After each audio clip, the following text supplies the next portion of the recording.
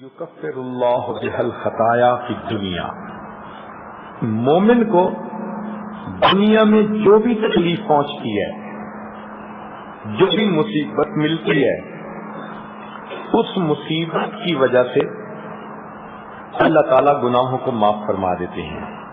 بخاری شریف کی روایت ہے، ما یصیب المؤمن من وصب ولا نصب ولا ہم ولا حزن الا کفر اللہ بہا من خطایاہ، کہ انسان کو اس دنیا میں جو مصیبت ملتی ہے، جو تھکاوٹ ہو جاتی ہے، جو غم ملتا ہے، جو پریشانی ملتی ہے، اللہ تعالیٰ ہر چیز کے بدلے اس کے گناہ کو معاف کر دیتے ہیں۔ عائشہ صدیقہ رضی اللہ تعالیٰ عنہ بیٹھی ہوئی تھی، چراغ جل رہا تھا، ہوا کا جھونکا آیا اور چراغ بجھ گیا۔ نبی علیہ السلام نے فرمایا انا للہ و انا الیہ راجعون۔ عائشہ رضی اللہ عنہ بڑی حیران ہوئی کہ اللہ کے حبیب صلی اللہ علیہ وسلم، چراغ کے بجھنے پر آپ نے یہ پڑھا؟ فرمایا کہ ہاں، مومن کو چھوٹی سی بھی اگر کوئی مصیبت پہنچے اور وہ انا للہ پڑھ لے، اللہ اس پر بھی اس کو اجر عطا فرماتے ہیں۔ آپ ذرا سوچئے کہ جس مومن کو چراغ کے بجھ جانے پہ اجر ملتا ہے، اگر کوئی قریبی عزیز فوت ہو جائے، اس کی زندگی کا چراغ بجھ جائے اور یہ صبر کر لے تو اس پر کتنا اجر ملے گا۔ علماء نے لکھا ہے کہ ایک بندے کی 2 جیبیں تھیں، اس نے ایک میں اپنی گھڑی ڈالی، نکالنے کے لیے دوسری جیب میں ہاتھ ڈالا تو گھڑی نہیں تھی۔ یکدم اس کو شوق لگا، ذہنی صدمہ ہوا کہ میری گھڑی، اگرچہ اس کو دوسری پاکٹ سے مل بھی گئی، یہ جو تھوڑی دیر کی اس کو پریشانی ملی، اللہ اس پر بھی اجر عطا فرما دیتے ہیں۔ تو مومن کو تو ہر چیز پہ اجر، اس لیے ہمیں کرنا چاہیے صبر۔ شیطان بدبخت یہ کرتا ہے کہ صبر ختم کر دیتا ہے، ہر چیز پہ اعتراض، ہر چیز پہ جھگڑا، ہر چیز پہ ناپسندیدگی، اجر ہی ختم ہو جاتا ہے۔ چنانچہ گھروں کے اندر اگر عورتوں کو صبر کے ساتھ رہنے کی عادت پڑ جائے تو گھروں کے جھگڑے ہی ختم ہو جائے۔ کتنی عورتیں ہیں جن کو خامدوں نے مصیبت میں ڈال رکھا ہوتا ہے، کتنی مرد ہیں جن کو بیویوں نے مصیبت میں ڈال رکھا ہوتا ہے، کتنی بہویں ہیں جن کو ساس نے جو ہے جینا حرام کر رکھا ہوتا ہے، کئی ساسیں ہیں کہ بہو نے اس کا جینا حرام کیا ہوتا ہے۔ تو عجیب و غریب حالات ہوتے ہیں۔ بہرحال جس نے بھی جس کو پریشان کیا ہو، اگر اگلا بندہ صبر کے ساتھ رہے تو اس کے گناہ معاف ہوں گے۔ تو ہمیں چاہیے کہ ہم صبر کے ساتھ رہیں اور اپنے اجر کو اجر سے نہ محروم ہونے دیں۔ بے صبری سے مصیبت تو ختم نہیں ہوتی، مصیبت پہ ملنے والا اجر چلا جاتا ہے۔ کیسی کیسی عورتیں صبر والی تھیں، ایک واقعہ سن لیجیے۔ ایک صاحب فرماتے ہیں کہ میں طواف کر رہا تھا، ایک عورت کو دیکھا جو کہہ رہی تھی، اللہ میں اس حال میں بھی تو اس سے راضی ہوں۔ تو میں نے اس سے پوچھا کہ کیا ہوا؟ وہ کہنے لگی کہ میرے گھر میں 3 بیٹے تھے چھوٹے، میں ایک دن تندور پہ روٹیاں لگا رہی تھی، تو 2 بچے کمرے میں کھیل رہے تھے اور ایک بچہ میرے قریب رینگ رہا تھا۔ اچانک میں نے کمرے سے آواز سنی، دوڑ کے گئی تو کیا دیکھا کہ تیز چھری کہیں پڑی تھی، وہ بچے کے ہاتھ لگ گئی اور اس نے اپنے گلے پہ پھیر لی۔ اس کو پتہ نہیں تھا کہ اس سے ہوگا کیا۔ جب اس کا ونڈ پائپ پھٹا اور وہ تڑپا تو دوسرے نے دیکھا تو وہ بھاگ گیا۔ اور میں آئی تو میرے آنے تک وہ میرا بیٹا ٹھنڈا ہو چکا تھا، روح نکل گئی تھی۔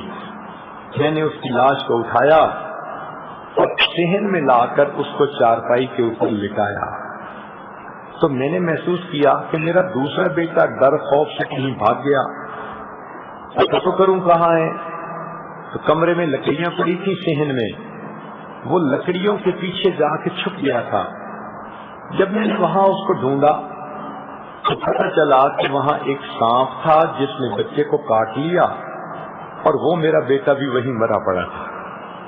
میں اس کو اٹھا کے لائی اور پہلے بچے کے ساتھ چارپائی پر دوسری پر اس کو لٹا دیا. تو میں نے محسوس کیا کہ میرا سب سے چھوٹا بچہ جو رینگتا تھا وہ کدھر ہے.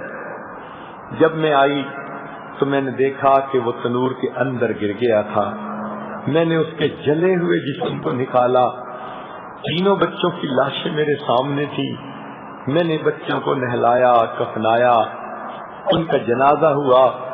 جب ان کو دفن کر دیا گیا میں عمرے پہ آ گئی اور میں طواف کرتے ہوئے یہ دعا کر رہی تھی، اللہ میں اس حال میں بھی تجھ سے راضی ہوں.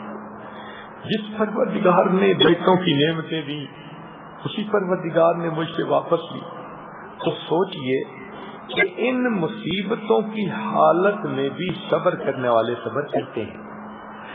حدیث مبارکہ ہے، نبی علیہ السلام نے ارشاد فرمایا، میں قیامت کے دن جب جنت میں جانے لگوں گا ایک عورت ہوگی وہ میرے ساتھ ساتھ جنت میں داخل ہوگی. یوں لگے گا کہ جیسے یہ مجھ سے بھی پہلے داخل ہونا چاہتی ہے. تو میں فرشتوں سے پوچھوں گا یہ عورت کون ہے؟ تو مجھے بتایا جائے گا یہ آپ کی امت کی ایک بیوہ عورت ہے، مگر اس کے 12 بچے تھے اور ایک ایک بچہ بچپن کے اندر فوت ہوتا گیا. یہ آنسو روک لیتی تھی، غم کو پی جاتی تھی. اس نے اپنی زندگی میں 12 بچوں کو نہلایا، دفنا کے دفن کے لیے بھیجا. ان مصیبتوں پر صبر کرنے کی وجہ سے اللہ نے اس ماں کو اتنا درجہ دیا کہ یہ جنت میں نبی علیہ السلام کے پیچھے پیچھے جنت میں داخل ہو. تو ہمیں زندگی میں جو بھی مصیبتیں پریشانیاں ملیں ہم صبر برداشت کر لیں. یہ ہے ہی دنیا، یہاں صبر ہی کرنا پڑتا ہے. ان اللہ مع الصابرین، اللہ تعالیٰ صبر کرنے والوں کے ساتھ ہیں. غم مانگے نہیں، اللہ سے عافیت مانگے، لیکن اگر غم آ جائے تو صبر کیا کریں تاکہ صبر کا اجر ضائع نہ ہو. 7ویں چیز جس سے کہ انسان کے گناہ معاف ہوتے ہیں، ما يحصل فی القبر من الفتنة والضغطة والروع. انسان جب فوت ہوگا اور قبر میں جائے گا تو قبر کے اندر اس کو ضغطۂ قبر پیش آئے گا. ضغطۂ قبر کہتے ہیں کہ قبر کی دیواریں ملتی ہیں اور بندے کو پیش کرتی ہیں. اگر تو ہو گناہگار تو پھر تو اتنا دباتی ہیں کہ دائیں سائیڈ کی پسلیاں بائیں طرف اور بائیں سائیڈ کی پسلیاں دائیں طرف ہو جاتی ہیں. اتنی تکلیف ہوتی ہے. اس کو ضغطۂ قبر پیش کہتے ہیں. اور یہ ضغطۂ قبر نیکوں کو بھی پیش آئے گا اور بروں کو بھی پیش آئے گا. اب حیران ہوگی آپ کہ نیکوں کو بھی پیش آئے گا. جی، نبی علیہ الصلوۃ والسلام کے ایک صحابی سعد رضی اللہ عنہ فوت ہوئے. نبی علیہ السلام نے ان کا جنازہ پڑھایا اور جب قبرستان کی طرف چلنے لگے تو اللہ کے حبیب صلی اللہ علیہ وسلم پنجوں کے بل چل رہے تھے. ایک صحابی نے پوچھا کہ اللہ کے حبیب صلی اللہ علیہ وسلم آپ پنجوں کے بل کیوں چل رہے ہیں؟ آپ صلی اللہ علیہ وسلم نے فرمایا سعد کی نماز جنازہ میں شرکت کے لیے اتنے فرشتے آسمان سے اتر آئے کہ مجھے پاؤں رکھنے کی جگہ نہیں مل رہی. دوسری بات نبی علیہ السلام نے فرمائی کہ سعد کی موت پر اللہ کا عرش بھی 3 دن تک روتا رہا. یہ وہ صحابی ہیں کہ جن کی وفات پر اللہ کا عرش بھی 3 دن رویا. ایسی شخصیت، مگر اللہ کے حبیب صلی اللہ علیہ وسلم نے فرمایا سعد کو بھی ضغطۂ قبر پیش آیا. تو معلوم ہوا کہ ضغطۂ قبر تو ہر ایک کو پیش آئے گا. تو سوال پیدا ہوتا ہے کیوں پیش آئے گا؟ اگر نیک ہیں تو سن لیجئے کہ دنیا کے اندر جو ہم نے اللہ کی نعمتیں کھائیں، لذتیں اٹھائیں، کپڑے پہنے، بن سنور کے رہے، آسان اور سکون زندگی ملی، ایئر کنڈیشن کمرے، خوبصورت محل نما گھر، گاڑیوں کے سفر، تو یہ جتنی اللہ کی نعمتیں ہیں ان کی بھی تو قیمت پے کرنی ہوتی ہے۔ مثال یوں سمجھیں، آپ اگر کسی ریسٹورینٹ پہ جاتی ہیں کھانا کھانے کے لیے، اپنی مرضی کی ڈشز تو منگاتی ہیں، لیکن جب اٹھنے لگتی ہیں تو بل تو پے کرنا پڑتا ہے۔ اسی طرح اللہ سے ہم دنیا میں نعمتیں تو مانگتے ہیں اور اللہ نعمتیں دنیا میں دے بھی دیتے ہیں، مگر ان نعمتوں کی پیمنٹ بھی تو کرنی ہوتی ہے۔ تو یہ ضبط قبر مومن کے لیے ان نعمتوں کی پیمنٹ ہوتی ہے۔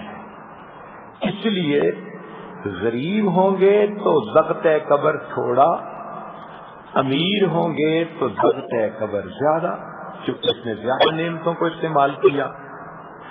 جتنی زندگی کی لذتیں ہوں گی ان کے پروپورشنل ضبط قبر پیش آئے گا۔ تو ضبط قبر تو پیش آنا ہے۔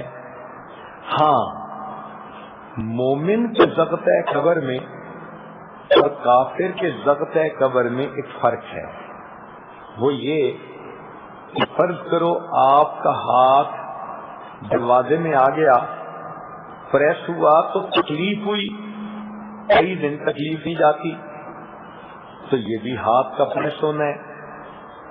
اور کئی مرتبہ آپ کے سر میں درد ہوتا ہے، آپ بیٹی کو کہہ دیتی ہیں بیٹی ذرا سر دباؤ، بیٹی بھی سر دباتی ہے، مگر اس سر کے دبانے سے راحت ہوتی ہے۔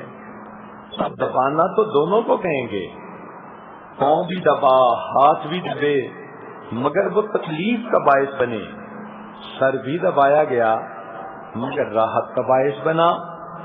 تو دنیا میں جو فاسق فاجر ہوں گے یا کافر ہوں گے، ان کو قبر میں جو ضبط پیش آئے گا وہ تو ہوگا پسلیاں دبا کر تکلیف پہنچانے والا۔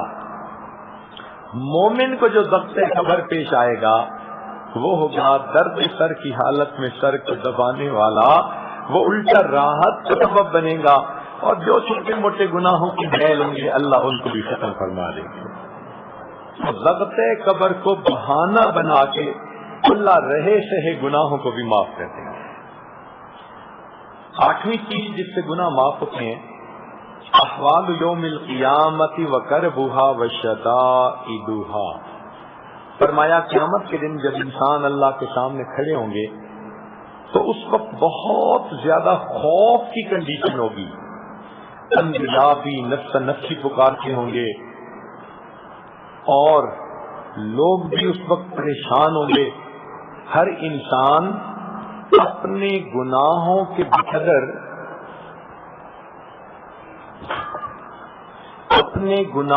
بقدر پسینے میں ڈوبا ہوا ہوگا، کوئی ٹخنوں تک پسینے میں، کوئی گھٹنوں تک پسینے میں، کوئی کمر تک، کوئی گلے تک، مگر یہ پسینہ عام پسینہ نہیں ہوگا۔ حدیث پاک میں فرمایا یہ ایسا پسینہ ہوگا کہ جیسے پانی کے اندر آلو ابل رہا ہوتا ہے، انڈا ابل رہا ہوتا ہے، انسان اپنے پسینے کے اندر ابل رہا ہوگا۔ اس وقت سورج کی گرمی انتہا پر ہوگی، پسینہ ہوگا، خوف ہوگا، جہنم جوش میں آئے گی اور شعلے اڑیں گے، انگارے پہاڑوں برابر بڑے، اور جب وہ اوپر اڑیں گے تو انسانوں پر آ کر گریں گے۔ کوئی انسان ایسا نہیں ہوگا جس کو یہ ڈر نہ ہو کہ کہیں شعلہ میرے اوپر نہ گرے، حتیٰ کہ انبیاء بھی تھراتے ہوں گے۔ وہ خوف، وہ دہشت، وہ وحشت، وہ انسان کے گناہوں کے معاف ہونے کا سبب بن جائے گی۔ اس دن کی پیاس، اس دن کی ندامت انسان کے لیے گناہوں سے بچاؤ کا سبب بن جائے گی۔ 9ویں چیز جس سے گناہ معاف ہوں گے، فرمایا شفاعت النبی صلی اللہ علیہ وسلم فی اہل الذنوب یوم القیامہ، قیامت کے دن اللہ کے حبیب صلی اللہ علیہ وسلم اپنے گنہگار امتیوں کی شفاعت فرمائیں گے۔ بخاری شریف کی روایت ہے، نبی اسلام نے فرمایا خیرت بین ان یدخل نصف امتی الجنہ وبین الشفاعہ فاخترت الشفاعہ۔ اللہ رب العزت نے مجھے چوائس دیا، اے میرے حبیب صلی اللہ علیہ وسلم، یا تو میں آپ کی آدھی امت کے گناہوں کو معاف کر کے جنت دے دوں گا، یا پھر آپ جن کی شفاعت کریں ان کو بھیج دوں گا۔ نبی اسلام نے فرمایا فاخترت الشفاعہ، میں نے شفاعت کو پسند کر لیا، میری شفاعت سے آدھی سے زیادہ امت جو گناہگار لوگ ہوں گے اللہ ان کی جنت عطا فرما دے گا۔ اللہ اکبر کبیرہ۔ نبی علیہ الصلوۃ والسلام نے ارشاد فرمایا ہر نبی کو اللہ تعالیٰ نے ایک ایسی دعا مانگنے کا اختیار دیا کہ جیسی دعا مانگیں گے من و ان قبول کر لی جائے گی۔ تو سب انبیاء نے دعائیں مانگی۔ ایک صحابی نے پوچھا اے اللہ کے حبیب صلی اللہ علیہ وسلم، آپ کو بھی اختیار ملا؟ نبی علیہ السلام نے فرمایا ہاں، مجھے بھی اللہ تعالیٰ نے اختیار دیا، مگر میں نے دعا مانگی نہیں، میں نے اس کو ذخیرہ بنا لیا۔ قیامت کے دن جب میری امت کا حساب ہو رہا ہوگا اس وقت میں وہ دعا مانگوں گا، اور اس وقت تک جنت میں نہیں جاؤں گا جب تک میرا آخری امتی بھی جنت میں نہیں داخل ہو جائے گا۔ اللہ اکبر کبیرہ۔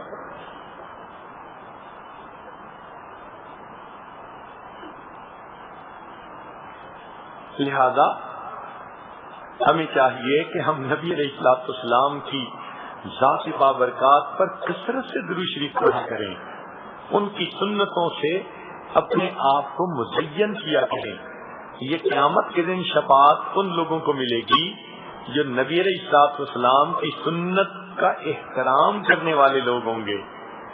آج عورتوں کے طبقے میں سنت کی پابندی بہت کم ہے، ان کو فیشن اچھے لگتے ہیں، ان کو یورپ کے ڈیزائن اچھے لگتے ہیں، یہ بچوں کو بھی لباس وہی پہنانا پسند کرتی ہیں، ان کو زبان بھی وہی کی اچھی لگتی ہے۔